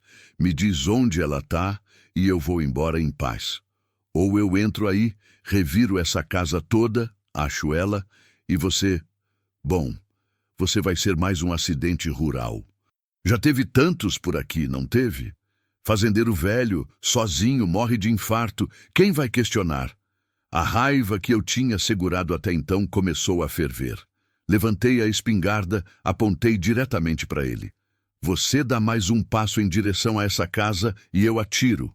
Não tô blefando, garoto. Já matei onça, já matei cobra, já matei tudo que ameaçou o que é meu. E você não é diferente de um animal raivoso que precisa ser abatido. Ele riu. Realmente riu, a cabeça jogada para trás, o som ecoando na noite. Você não tem coragem. Consigo ver nos seus olhos. Você é um dos bonzinhos. Um desses que acredita em Deus, em justiça, em fazer o certo. Você não vai atirar. E então ele avançou. Eu não pensei. O dedo apertou o gatilho. O estampido da espingarda rasgou a noite mais alto que o trovão. Felipe se jogou para o lado, rápido, mas não rápido o suficiente. Os chumbos pegaram ele de raspão no ombro esquerdo. Ele gritou, cambaleou, caiu de joelhos, mas não soltou a faca. Seu filho da puta! Ele berrou, a mão direita indo para o ombro ferido. Sangue escorria entre os dedos, preto na escuridão. Você atirou em mim, avisei, e o próximo tiro não vai ser de raspão.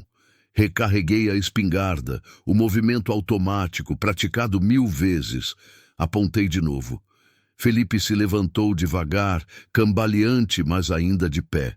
Os olhos fixos em mim, queimando de ódio. Isso não acabou. Você me ouve?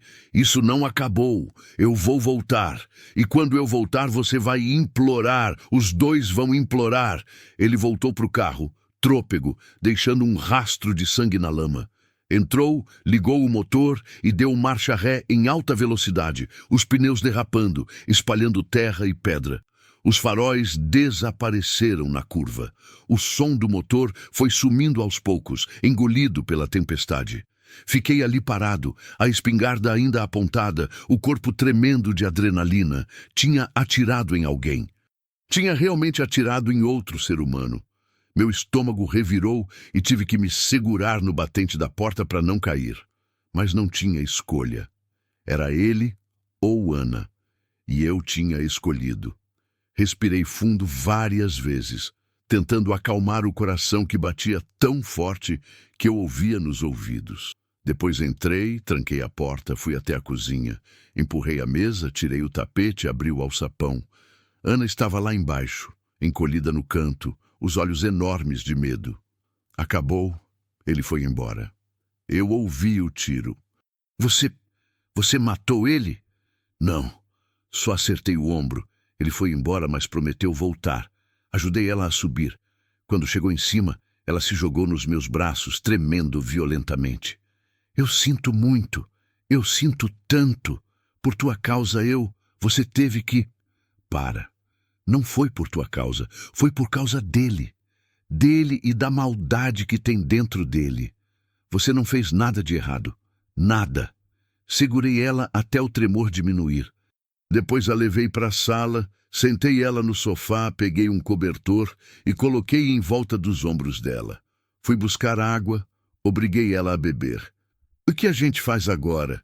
Ela perguntou, a voz trêmula. Agora eu ligo para o Raimundo. Conto o que aconteceu e espero que ele consiga prender esse desgraçado antes que ele volte. Peguei o celular. Ainda tinha uma barra de sinal. Liguei para a delegacia. Tocou 6 vezes antes de alguém atender. Era o Raimundo, a voz sonolenta. Alô? Raimundo, é o João. Ele apareceu aqui. O Felipe, ele descobriu que ela está aqui. A gente se confrontou e eu atirei nele, de raspão no ombro. Ele foi embora, mas prometeu voltar. Ouvi Raimundo acordar de vez. Barulho de roupa sendo vestida, chaves sendo puxadas. Você tem certeza que acertou ele? Tenho. Tinha sangue. Bastante. Bom, isso me dá motivo para prender ele. Invasão de propriedade, ameaça, tentativa de agressão. Com um ferimento de bala, ele não vai conseguir fugir muito longe. Vai ter que procurar hospital ou posto de saúde. Eu vou fazer contato com todos da região. Você tranca essa casa, mantém a espingarda por perto e não sai por nada. Eu tô indo para aí com reforço. Quanto tempo? 1 hora. Talvez menos. Aguenta firme, João. A ligação caiu. Olhei para Ana. Ela me olhava como se eu fosse algum tipo de herói. Mas eu não me sentia herói. Me sentia assustado, exausto, velho demais para esse tipo de confusão. Ele vai voltar mesmo? Ela perguntou. Não sei.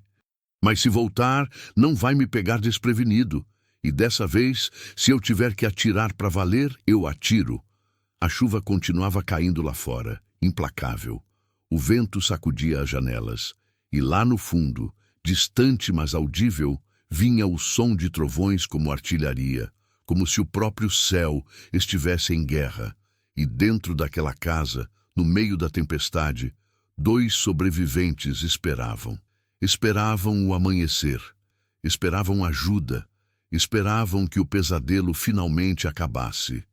Mas algo me dizia que a noite ainda não tinha terminado, que tinha mais por vir e que antes do sol nascer eu ia ter que tomar decisões que iam me assombrar pelo resto da vida. A primeira meia hora passou devagar como o melaço escorrendo. Eu ficava indo da janela da frente para a janela dos fundos, a espingarda sempre na mão, os olhos tentando penetrar a cortina grossa de chuva que tornava impossível ver além de alguns metros. Ana estava sentada no sofá, enrolada no cobertor, os joelhos puxados contra o peito. Ela não chorava mais. Apenas olhava para frente, os olhos vazios, como se tivesse desligado de tudo para se proteger. Eu conhecia aquele olhar. Minha esposa tinha tido o mesmo nos últimos dias antes de partir, quando a dor ficava insuportável demais, quando os remédios não faziam mais efeito, ela se desligava. Ia para um lugar dentro dela, onde nada podia alcançá-la, nem a dor, nem o medo, nem eu. Ana, chamei baixinho. Você precisa ficar alerta. Eu sei que tá difícil, mas preciso que você fique comigo, tá bem? Ela piscou, voltou para o presente, acenou com a cabeça. Desculpa, eu só queria que isso tudo acabasse. Queria acordar e descobrir que foi só um pesadelo ruim. Eu também, mas a gente tem que lidar com o que é real. E o que é real é que você tá viva, tá aqui, tá segura, pelo menos por enquanto, e vai continuar assim se a gente ficar esperto. Fui até a cozinha, acendi o fogo a lenha mesmo com o calor sufocante que a tensão e a umidade criavam. Coloquei água para ferver, café forte. A gente ia precisar. A noite ainda estava longe de acabar e eu precisava estar acordado, alerta, pronto. Enquanto esperava a água ferver, minha mente trabalhava. Felipe tinha ido embora ferido. Com um ferimento de bala no ombro, ele precisava de ajuda médica. Mas seria burro o suficiente para ir num hospital ou posto de saúde? Lá ele seria facilmente encontrado. Não, ele devia conhecer alguém, algum amigo, algum conhecido que pudesse tratar o ferimento sem fazer perguntas, sem envolver autoridades. E então, ele voltaria hoje? Ou esperaria curar um pouco? Ou, ferido e raivoso como estava, faria algo ainda mais impulsivo, ainda mais perigoso? A chaleira apitou. Preparei 2 canecas de café forte. Levei uma para Ana. Ela segurou com as 2 mãos, como se o calor da caneca fosse a única coisa real que ainda existia. João, ela disse depois de um tempo, você não precisa fazer isso. Eu posso ir embora. Posso sumir. Mudar de cidade. Mudar de nome. Ele não vai te procurar, se eu não estiver aqui. Ir para onde? Fazer o quê? Você mal consegue andar direito ainda. Tá fraca, machucada, e ele ia te achar. Homem assim sempre acha. É obsessão. É doença. Ele não vai parar até... Parei, não querendo terminar a frase. Até me matar, ela completou, a voz sem emoção. Pode falar. Eu já sei. Sempre soube, desde o dia que terminei com ele. Vi nos olhos dele. Ele nunca ia me deixar ir. Então você entende por que não pode fugir. Fugir não resolve. A gente tem que acabar com isso de uma vez. com ele preso ou... Parei de novo. Ou morto, ela disse. Você consegue fazer isso? Consegue matar alguém? A pergunta ficou suspensa no ar entre nós, pesada como chumbo. Eu não sabia a resposta, nunca tinha me imaginado nessa situação. Era fazendeiro, não pistoleiro. Acreditava em lei, em ordem, em justiça, mas também acreditava em proteger o que era meu. E de alguma forma, nas últimas semanas, Ana tinha se tornado minha responsabilidade, minha família. Se for ele ou você, eu disse finalmente. Então sim, eu consigo. Ela assentiu, como se aquilo fosse resposta suficiente. Bebemos o café em silêncio, cada um perdido nos próprios pensamentos, enquanto a tempestade continuava lá fora e o tempo rastejava. Foi quando ouvi o fantasma, um relincho alto, agudo, de alarme. Ele só fazia aquele som quando tinha perigo. Onça perto, cobra, ou gente com intenções ruins. Larguei a caneca, peguei a espingarda, corri para a janela. Não via nada, só chuva, só escuridão. Mas o fantasma continuava relinchando, agitado. Ele tá aí, eu disse. Felipe voltou. Mas como? O ombro dele... Raiva é combustível poderoso, faz você ignorar dor, ignorar bom senso, apaga todas as luzes. Rápido! Ana obedeceu soprando os lampiões. A casa ficou na escuridão completa. Apenas o clarão ocasional dos relâmpagos iluminando tudo por um segundo antes de mergulhar de volta no preto. Fui até a porta dos fundos, olhei pela fresta e então vi uma sombra se movendo perto do celeiro. Depois outra. 2 pessoas. Felipe não tinha voltado sozinho. Tinha trazido alguém. Meu estômago afundou. Um eu conseguia lidar. 2 era muito mais complicado. Ana, volta pro alçapão. Agora. Mas você... Agora. A urgência na minha voz a fez se mexer. Ela correu para a cozinha. Ouvi o som do alçapão abrindo, depois fechando. Pelo menos ela estaria segura. O que quer que acontecesse, ela estaria segura. As sombras se aproximavam, cautelosas. Sabiam que eu estava armado, sabiam que eu tinha atirado uma vez. Não iam facilitar. A chuva trabalhava a favor deles, mascarando sons, reduzindo visibilidade. Um relâmpago iluminou tudo e eu vi claramente Felipe e outro homem, mais velho, talvez o pai dele ou um tio. Os 2 com facas, Felipe com o ombro enfaixado, manchas escuras de sangue atravessando o tecido branco. Eles estavam a uns 10 metros da casa agora. Abri a porta da frente devagar, silenciosamente. Saí para a varanda, protegido pelas sombras, a espingarda apontada. Longe o suficiente, gritei. Os 2. Mãos onde eu possa ver ou eu atiro. Eles congelaram. O homem mais velho falou. Não queremos problema, senhor. Só queremos a moça. Ela pertence ao Felipe. É noiva dele. Fugiu. Causou vergonha para a família. Só queremos levar ela de volta. Ela não é propriedade de ninguém. E não vai a lugar nenhum com vocês. Agora saiam da minha terra antes que eu chame isso aqui de invasão e faça o que a lei me permite fazer. Felipe cuspiu no chão. A lei? Que lei? Aqui não tem lei, velho. Aqui só tem você, nós e a chuva. E você tá em desvantagem. 2 contra 1. Você pode atirar num, mas o outro chega em você antes de recarregar. Ele estava certo. Eu sabia disso. Mas não ia demonstrar medo. Talvez. Mas qual de vocês quer ser o primeiro a morrer? Você, Felipe? Ou você vai deixar seu pai tomar o tiro por você? Que tipo de filho faz isso? Vi a hesitação. O homem mais velho olhou para o filho, depois para mim. Felipe, isso é loucura. Vamos embora. A polícia já deve estar vindo. Se ele te matou, é legítima defesa.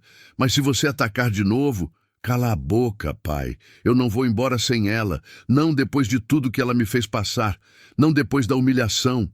Que humilhação? Gritei.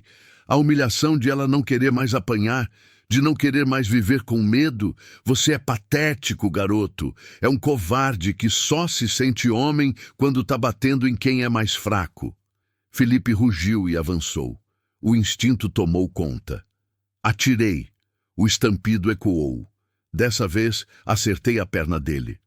Ele caiu gritando, a faca voando longe, as mãos agarrando a coxa. O pai dele congelou, em choque, olhando para o filho no chão. Recarreguei rápido, apontei para ele. Você também quer? Ou vai ser esperto e cuidar do seu filho antes que ele sangre até morrer? O homem largou a faca, ergueu as mãos. Não atira, por favor, ele é meu filho. É burro, é violento, mas é meu filho. Então leva ele embora, leva para o hospital, e se eu ver vocês dois de novo não vou errar. Não vou mirar para ferir. Vou mirar para matar, entendeu? Ele assentiu freneticamente. Correu até Felipe, o ajudou a se levantar. Felipe gritava palavrões, ameaças, mas não tinha mais força para nada. O pai praticamente o arrastou de volta para o carro. Ouvi o motor ligar, os pneus girando na lama, e então silêncio, só a chuva, só minha respiração pesada, só meu coração batendo como tambor de guerra. Minhas pernas falharam. Sentei ali mesmo, na varanda molhada, a espingarda caindo do meu colo. Comecei a tremer, não de frio, de choque, de realização do que tinha acabado de fazer. Tinha atirado em alguém, de novo, 2 vezes na mesma noite. E da segunda vez tinha mirado para ferir sério. Podia ter matado. Se tivesse acertado alguns centímetros mais para cima, teria acertado a artéria femoral. Felipe teria sangrado até morrer em minutos. Será que eu teria conseguido viver com isso? Será que dormiria à noite sabendo que tinha tirado uma vida, mesmo sendo em defesa de outra? Não sei quanto tempo fiquei ali. Mas então senti mãos pequenas nos meus ombros. Ana. Tinha saído do alçapão, me encontrado ali, destruído. João, João, olha para mim. Levantei os olhos. Ela estava ajoelhada na minha frente, o rosto a centímetros do meu. Os olhos cheios de lágrimas, mas também de algo mais. Algo como admiração, como gratidão, como amor. Você salvou minha vida, de novo. Você arriscou tudo por mim. Eu quase matei alguém, Ana, quase matei. Mas não matou. E sabe por quê? Porque você é bom. Porque mesmo em situação extrema, mesmo quando tinha todo o direito, você escolheu não tirar uma vida. Você deu uma chance para ele ir embora. Isso te torna mais homem do que ele jamais vai ser. As lágrimas vieram. Não consegui segurar. Chorei ali, na chuva, nos braços de uma moça que eu mal conhecia, mas que tinha se tornado a coisa mais importante da minha vida em apenas alguns dias. Ela me segurou, me deixou chorar, sussurrou palavras de conforto até eu me acalmar. E quando finalmente me levantei, quando olhei nos olhos dela e vi o que tinha ali, entendi algo. Entendi que às vezes a vida te tira tudo, te deixa vazio, te faz acreditar que acabou, que não tem mais nada, que o resto é só esperar a morte chegar.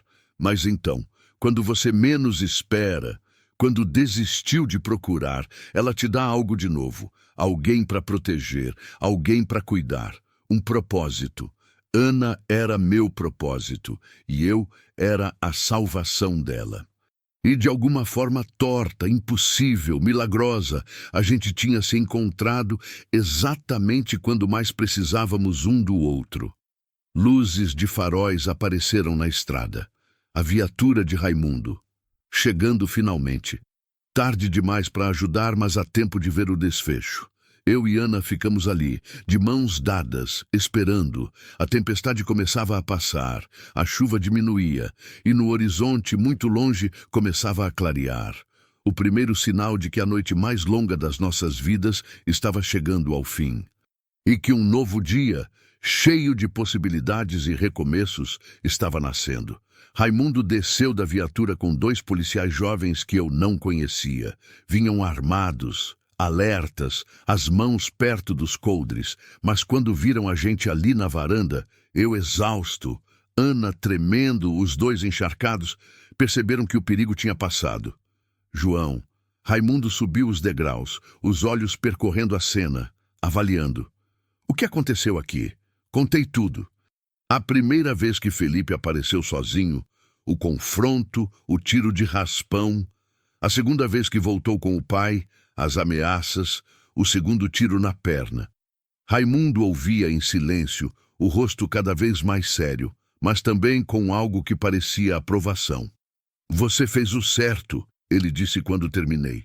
Legítima defesa, testemunhas, evidências. Ninguém vai te culpar por proteger sua propriedade e uma vítima sob tua proteção. Ele vai tentar voltar de novo? Não, acabei de receber um rádio. Felipe foi para o hospital em Anápolis com o pai, ferimento grave na perna. Já tem gente nossa lá esperando. Assim que os médicos liberarem, ele vai em cana. Tentativa de homicídio, invasão, violência doméstica, sequestro. O promotor vai ter material de sobra para manter ele preso por muito tempo. Ana soltou um suspiro tão profundo que parecia que tinha segurado a respiração por dias. Os ombros caíram, as pernas falharam. Eu a segurei antes que caísse, a levei de volta para dentro, para o sofá. Acabou, eu disse, passando a mão pelos cabelos molhados dela. Acabou de verdade agora. Mas ela não parecia acreditar. Os olhos ainda tinham aquele medo residual, aquela tensão de quem viveu tanto tempo olhando por cima do ombro que não consegue parar mesmo quando o perigo se foi. Raimundo entrou, tirou o chapéu. Os dois policiais ficaram do lado de fora, fazendo a ronda, checando se tinha mais alguém escondido. Ana, Raimundo puxou uma cadeira, sentou na frente dela. Eu vou precisar que você faça um depoimento formal. Conte tudo o que aconteceu desde o começo, cada detalhe. Sei que é difícil reviver isso, mas é importante. Quanto mais completo for o depoimento, mais fácil fica de manter ele preso por muito tempo. Ela acenou com a cabeça, mas não falou. Estava em choque, eu percebi. O corpo tinha aguentado enquanto precisava, enquanto estava em perigo. Mas agora que o perigo passou, estava desmoronando. Ela vai fazer, eu disse, mas não agora. Ela precisa descansar, precisa processar tudo isso. Amanhã. Pode ser amanhã. Raimundo hesitou, mas acabou concordando. Tudo bem.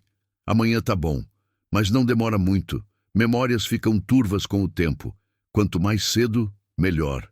Ele se levantou, me puxou para o lado. João, eu vou deixar um dos meus rapazes aqui essa noite. Para garantir. Não acho que o pai do Felipe seja burro de voltar, mas melhor prevenir. Obrigado, Raimundo. Não, obrigado você. Você fez o que era certo. Salvou uma vida. Não são muitos que teriam essa coragem. Depois que ele saiu, um dos policiais jovens ficou de guarda na varanda. Eu levei Ana para o quarto dela, a ajudei a trocar de roupa. Ela estava encharcada da chuva, tremendo de frio.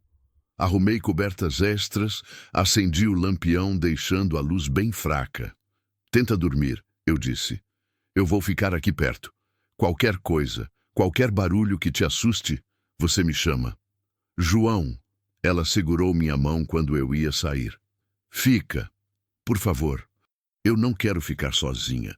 Eu não devia, sabia que não devia, era impróprio. Ela era jovem, vulnerável. Eu era um homem de 52 anos. As pessoas iam falar, iam julgar. Mas quando olhei nos olhos dela e vi o medo, a súplica silenciosa, soube que não conseguia dizer não. Tá bem, eu fico. Puxei a cadeira para perto da cama, sentei, ainda segurando a mão dela. Ela fechou os olhos, a respiração aos poucos se acalmando. Em poucos minutos, dormiu. O rosto ainda tenso, mas mais tranquilo que tinha estado em dias. Eu fiquei ali, observando. E pela primeira vez desde que minha esposa morreu, senti algo além de vazio. Senti paz. Senti propósito. Senti que talvez, só talvez, minha vida ainda tivesse significado. Os dias que se seguiram foram estranhos. Ana fez o depoimento como prometido, passando horas na delegacia com Raimundo e uma escrivã, contando cada detalhe horrível. Eu fiquei do lado de fora, esperando, e quando ela saiu estava pálida, exausta, mas também mais leve, como se falar, colocar tudo para fora, tivesse tirado um peso dos ombros. Felipe foi formalmente acusado. A fiança foi negada devido à gravidade dos crimes e ao risco de fuga. Ficaria preso até o julgamento, que demoraria meses. O advogado dele tentou alegar legítima defesa, loucura temporária, ciúmes justificáveis. Mas as evidências eram demais. As marcas no corpo de Ana, meu testemunho. O testemunho do próprio pai de Felipe, que acabou virando contra o filho quando percebeu a gravidade da situação. Ana começou a melhorar de verdade. As feridas cicatrizaram. Os hematomas desbotaram de roxo para verde para amarelo até sumirem. Ela ganhava peso, as bochechas voltando a ter cor, os olhos perdendo aquela sombra de medo constante, e a fazenda mudou também. Ela começou a ajudar nas tarefas pequenas. Cuidava da horta que eu tinha abandonado anos atrás. Alimentava as galinhas. Fazia comida de verdade. Não só o básico que eu fazia para sobreviver. A casa voltou a ter cheiro de vida, cheiro de pão assando, cheiro de flores que ela colhia e colocava em jarros velhos, cheiro de esperança. A gente conversava muito, sobre tudo, sobre nada. Ela me contou da infância difícil, da mãe que perdeu cedo, do pai que nunca a entendeu. Eu contei da minha esposa, do amor que tivemos, da dor que fiquei quando ela partiu. E aos poucos, sem perceber, fomos preenchendo os vazios um do outro. Não era romance, pelo menos não no começo. Era mais profundo que isso, era conexão. Era duas almas quebradas encontrando consolo uma na outra. Era família sendo construída não por sangue, mas por escolha. Um mês depois daquela noite, eu estava consertando a cerca do Pasto Norte quando Ana veio me encontrar. Trazia uma garrafa de água fresca e aquele sorriso pequeno que tinha se tornado comum nos últimos dias. João, eu preciso falar uma coisa com você. O tom sério me assustou. Larguei o martelo, me virei para ela. Pode falar. Eu recebi uma ligação. Do meu pai. Ele pediu desculpa. Por tudo. Por não ter me protegido, por ter acreditado no Felipe quando ele disse que eu era problemática. Ele quer que eu volte para casa, quer tentar de novo. Meu coração afundou. Eu sabia que esse dia ia chegar, sabia que ela não podia ficar aqui para sempre. Ela tinha uma vida, uma família, um futuro pela frente. Mas tinha me acostumado com a presença dela, com as conversas, com não estar sozinho. E você quer voltar? Perguntei, tentando manter a voz neutra. Ela ficou quieta por um longo tempo, olhando para o horizonte, para o pasto onde o fantasma pastava tranquilo, para o céu azul imenso que se esticava até onde a vista alcançava. Não, ela disse finalmente. Não quero. Aquele lugar nunca foi minha casa de verdade. Nunca me senti segura lá. Nunca me senti querida. Mas aqui eu me sinto em casa. Me sinto segura, me sinto como se finalmente tivesse encontrado onde pertenço. As palavras me atingiram como soco no peito. Bom soco. O tipo que dói, mas de um jeito bom. Você tem certeza? Porque eu não quero que você fique aqui por gratidão ou por medo. Você tem que ficar porque quer, porque escolhe. Ela se virou para mim, os olhos castanhos brilhando com lágrimas, mas também com determinação. Eu escolho. Escolho ficar, se você me deixar, não como hóspede, não como alguém que você salvou, mas como família, como alguém que pertence aqui tanto quanto você. Eu não tinha palavras, então apenas abri os braços, e ela entrou neles, me abraçando forte, e eu abracei de volta. E ficamos assim por um longo tempo enquanto o sol descia no horizonte e o fantasma relinchava suave ao longe. Os meses passaram. Ana se matriculou num curso técnico em agricultura na cidade e ia 3 vezes por semana nas aulas. Começou a ter ideias para a fazenda, plantar outras coisas além do pasto, diversificar, criar galinhas caipiras para vender ovos. E eu, que tinha passado 5 anos apenas mantendo as coisas funcionando, de repente me vi planejando o futuro de novo. O julgamento de Felipe aconteceu 8 meses depois daquela noite. 20 anos de prisão. Ana não foi. Disse que aquele capítulo estava fechado e não queria reabrir. Eu entendi. Às vezes a melhor vingança é simplesmente viver bem. Simplesmente ser feliz, apesar de tudo que tentaram fazer para te destruir. 1 ano depois de ter encontrado Ana naquele lago, voltei lá, sozinho. Era fim de tarde, a mesma hora que tinha sido naquele dia. Desci do fantasma e fiquei parado na margem, olhando a água escura e calma. E então eu vi. O jacaré. Aquele mesmo jacaré enorme, tinha certeza. Estava na beirada da água, me observando. Nossos olhos se encontraram, e por um momento eterno, tudo ficou quieto. Não tinha canto de pássaro, não tinha vento, só nós dois e o peso de um milagre compartilhado. Obrigado, eu disse em voz alta. Não sei se você entende, não sei se foi coincidência ou providência divina ou o quê, mas obrigado por proteger ela, por me dar a chance de salvá-la, por mudar minha vida. O jacaré ficou ali mais um momento. Depois, devagar, se virou e deslizou de volta para a água, desaparecendo nas profundezas sem fazer barulho. Voltei para casa e encontrei Ana na cozinha, preparando o jantar. A mesa estava posta, tinha flores no centro, tinha 2 pratos, 2 copos, 2 lugares. Tinha vida, tinha futuro, tinha amor do tipo que não precisa de palavras para ser entendido. Pensei que tinha te perdido, ela disse quando me viu. Você demorou. Fui no lago, fui agradecer. Ela entendeu sem eu precisar explicar. Veio até mim, me abraçou. Você acredita em milagres agora? Ela perguntou. Pensei na pergunta, em tudo que tinha acontecido, no jacaré impossível, na onça que desistiu, no momento exato em que cortei caminho por aquele lago, nas chances infinitesimais de tudo ter se alinhado exatamente como se alinhou. Sim, eu disse. Acredito. Você é minha prova viva. Jantamos juntos naquela noite, conversando sobre os planos para o dia seguinte, para as semanas seguintes, para os anos seguintes. Não éramos pai e filha.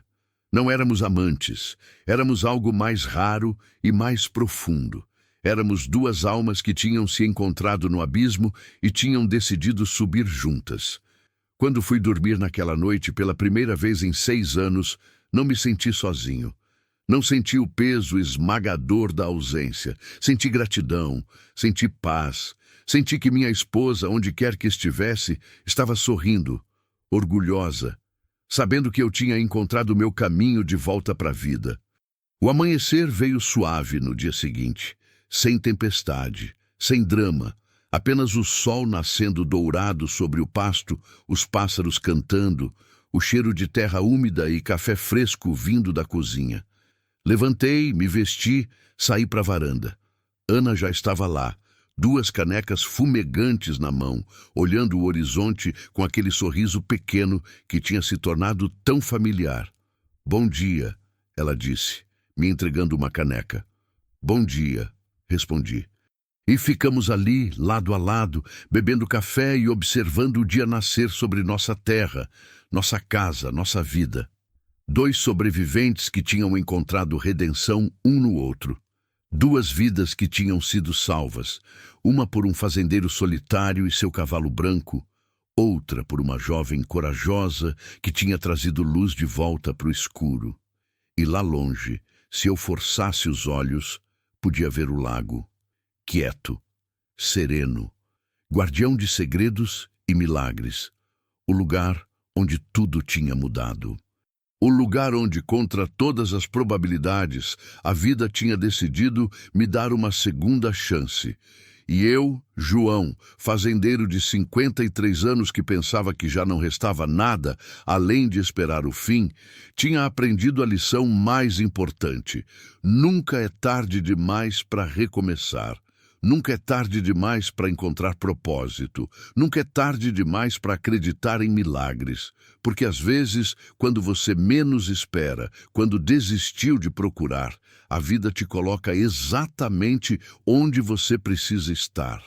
No momento certo, no lugar certo, com a pessoa certa, e tudo, absolutamente tudo muda.